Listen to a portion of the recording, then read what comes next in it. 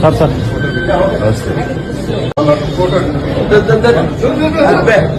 Sir sir అందరికీ నమస్కారం.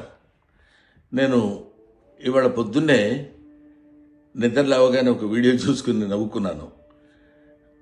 నేను నిన్న మోహన్ బాబు గారి ఫంక్షన్కి వెళ్ళేటప్పుడు లేట్ అయిందని కొంచెం హడావుడిగా వెళ్తున్నాను. అంతలోకే దయాన్ని ఎదురయ్యాడు. ఏదో పిచ్చపాటే మాట్లాడుకున్న తర్వాత రాన్న ఫోటో తీసుకుందాం అంటే వద్దండి ఫోటో వద్దాం అని చెప్పేసి నేను చకచక లోపలికి వెళ్ళిపోయాను. అది చాలామంది మిత్రులు కొంచెం అపార్థం చేసుకున్నట్టున్నారు. దయాకర్ గారితో నాకు 30 ఏళ్ల సంబంధం ఉంది. మంచి మిత్రులం. నేనంటే ఎంతో అభిమానంగా ప్రేమగా చూస్తుంటారు. మేము కూడా ఎంతో మాట్లాడుకుంటాం. ఫ్యామిలీ ఫ్రెండ్స్లా ఉంటాం.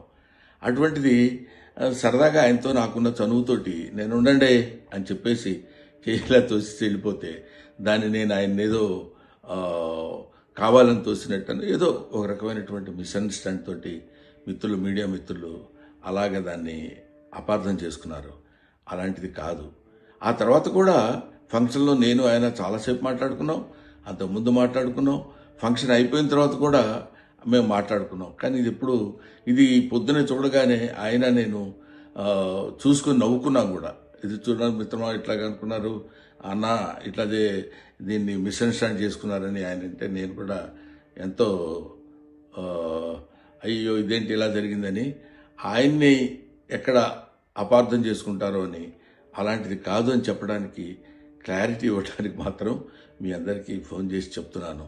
దయచేసి అలాంటిది ఏం లేదు, మిస్అండర్స్టాండ్ చేసుకోవద్దు.